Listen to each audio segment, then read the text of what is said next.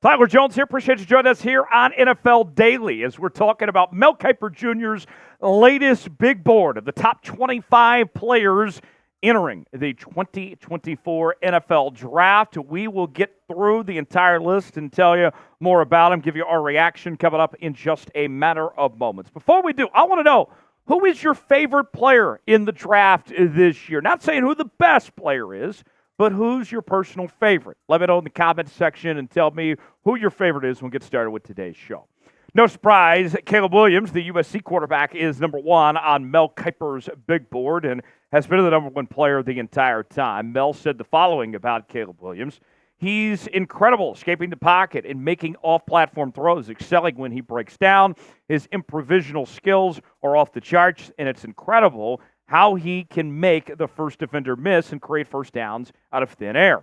He has great field vision and throws dimes to receivers while under duress. He's incredibly creative, which is not something we can usually say of quarterbacks. Now, when I look at Caleb Williams, the question for me is not anything to do with his talent level. I look at his playmaking abilities. He can make every single throw, does everything you can ask on that end.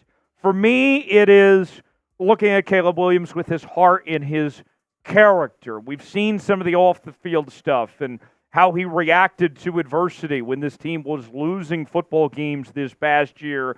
To me, that's the concern, is how he would be able to go into a locker room with grown men and carry himself. That's where I am concerned about Caleb Williams, because the numbers are just outstanding. No one's disputing what he can do with a football. 30 touchdowns, 5 picks, 11 rushing touchdowns. Caleb Williams can do it all.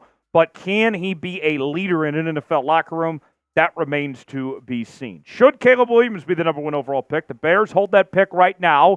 It could be traded. Should the Bears or somebody else take Caleb Williams with that number one pick, or should it be another player? Let us know in our pinned comment today. Why for yes and for no if Caleb Williams should be the top pick or not. Today's show is sponsored by PrizePicks. PrizePicks, the place to go for daily fantasy made easy. Here's how it works. You choose 2 or more players in any given category. You get the choice of more or less, whether you're talking fantasy points, passing yards, receiving yards, rushing yards, and more. You can mix and match different leagues, the NFL, the NBA, NHL, and more.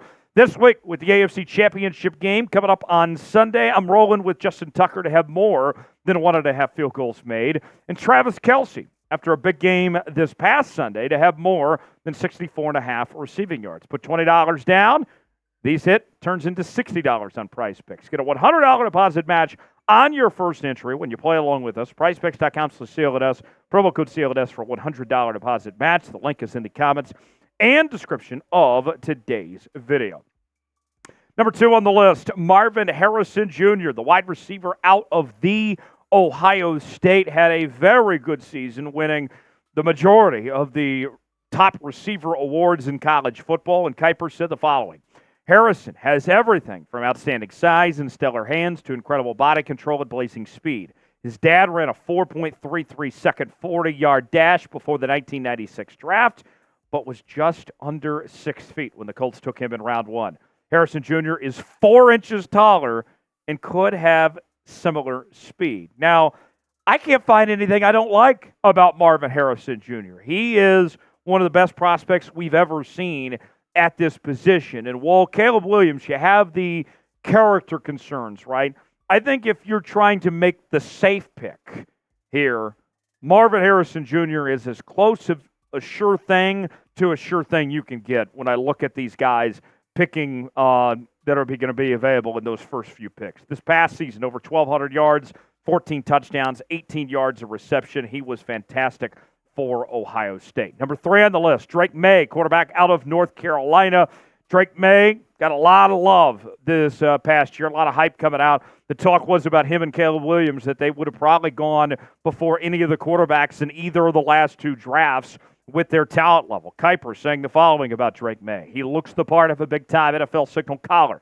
He can make every throw with ease. He's accurate on the move and can pick up first downs with his legs. Maye varies his pass speeds really well. He knows when to take a little off to make it easier for his receivers. Now, I look at Drake Maye, and the ability is there. No question about it. But there is a little bit of cleaning up to do. We saw at times that he did have some sloppy stuff going on, but he looks the part of a big-time quarterback in the National Football League. When you talk about his ability as a passer, the arm strength, the accuracy, what he can do on the run, those little things are there, but some cleaning up to do, and some of those things take time. I mean, we've talked about Josh Allen for years now of still trying to clean up the sloppy stuff, but nobody disputes that Josh Allen is still the lead quarterback in this league. Another quarterback on the board, the Heisman Trophy winner, Jayden Daniels, out of LSU, is number 4 on Keper's list, and Keper saying the following about Jayden Daniels. Daniels has rare ability as a dual-threat playmaker. He can evade, elude, and blow by defenders, but he also impressed with the way he can run through contact. But it's his improvement as a passer that has him looking like a round 1 selection. And Daniels, I think, took the big step up from about anybody on this draft board of where they were at this time a year ago compared to where they're at now because of what he did to show his abilities as a passer and how accurate he was. But the question then is going to become, LSU had one of the best receiving corps in all of college football with Nabers and Thomas, 2 guys we're going to talk about in a second. Was Daniels a byproduct of having great receiver talent? I think that's a fair question to ask because you look at these numbers, 40 touchdowns, 3,800 yards, 10 rushing touchdowns, over 1,100 yards, that big step up. Was that going to be something that stays? Is that who Jayden Daniels really is, or does it reflect of who he played alongside? It's a fair question to ask. Who's the best quarterback in this draft? Is it Caleb Williams? Is it Drake Maye? Or is it Jayden Daniels? Type C for Caleb Williams, type D for Drake Maye, type J for Jayden Daniels. Which quarterback do you think is the best quarterback? Let me know. Number 5 on our list is Washington wide receiver Rome Odunze, who was spectacular this season, and his numbers were actually better than Marvin Harrison Jr.'s were this past season with the Washington Huskies. Keper saying the following: Odunze put up 4 straight 100-yard receiving games to begin the season, and I love his combination of size and speed. He's big, and he knows how to use his body to shield defenders. He used both inside and out. He can make defensive backs miss after the catch. Now, I look at Odunze, and I see a player that looks wise beyond his years. You see how smart of a route runner he is and his ability to get down the football field. To me, this is somebody with a very good football IQ. And we talk a lot about receivers being immature, right? That's not the case with Rome Odunze. He's a natural leader and a very smart football player. Whoever drafts Rome Odunze is going to get a great pick wherever he goes.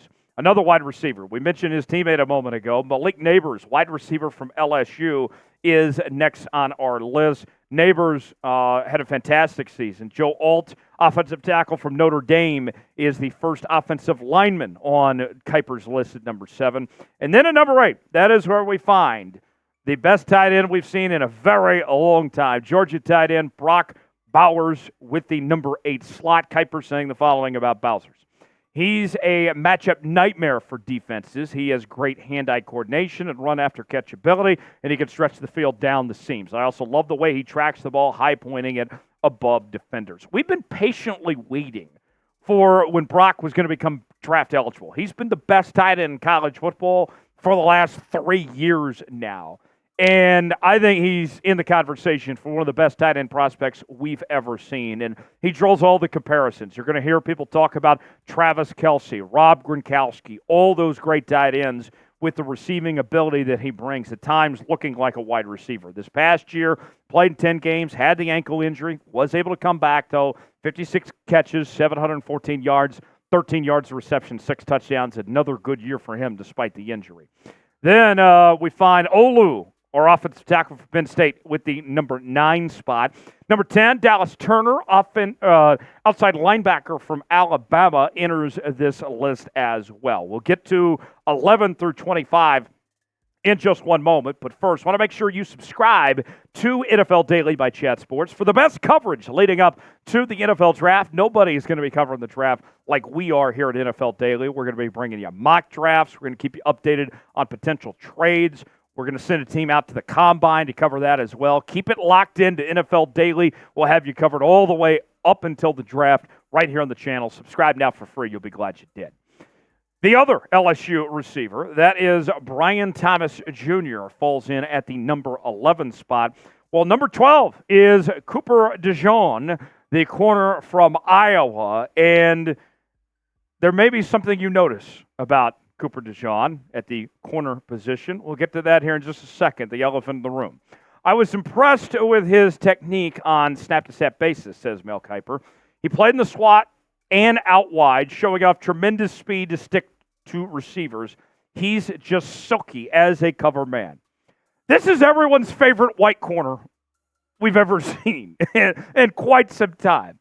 And if he could come back from the leg injury just fine, I know there's some concerns about that leg injury he endured this past year, but the numbers that we saw before that were so good. Cooper DeJean is going to be a natural fit in the National Football League. This year, 2 interceptions in 10 games played, 41 tackles, 2 tackles for loss. The people like Cooper DeJean don't come around every day. We haven't seen a white corner in the NFL since Jason Sehorn, so certainly drawing some attention, and there's already rumblings he might even move to safety potentially at the next level. 13, Keon Coleman, wide receiver from Florida State. Straight up dog, folks. Awesome guy. I think there's potential for him to maybe move up the boards here in the next few weeks.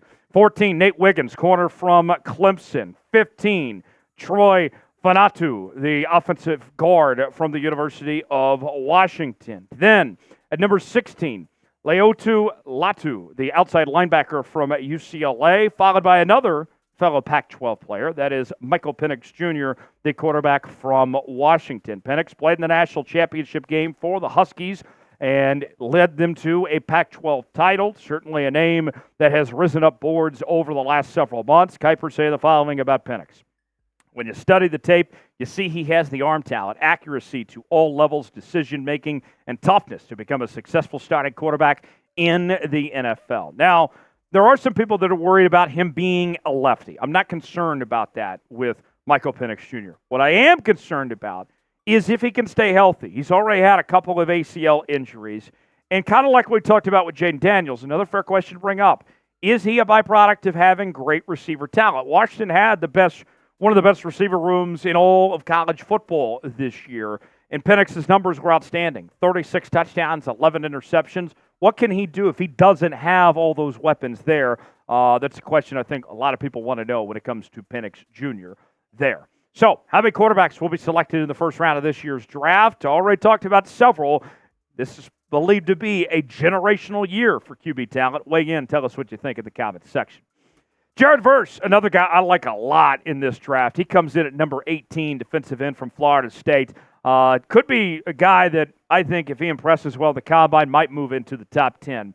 Number 19, offensive tackle from Oregon State, Talisi Fuega gets the spot. Well, number 20 belongs to offensive tackle J.C. Latham from Alabama. 21, we find Devondre Sweat, the defensive tackle from Texas. And I got to tell you, this guy is quite the woolly mammoth, if I'd say so myself. Listen to this. Kiper saying the following. I've been impressed with Sweat's improvement this season as he has shown he's more than a plugger along the interior of the defensive line. He has put some excellent pass rush moves on tape, and he's a disruptive force in run and pass situations. I personally love the idea of a 6'4", 362-pound defensive lineman.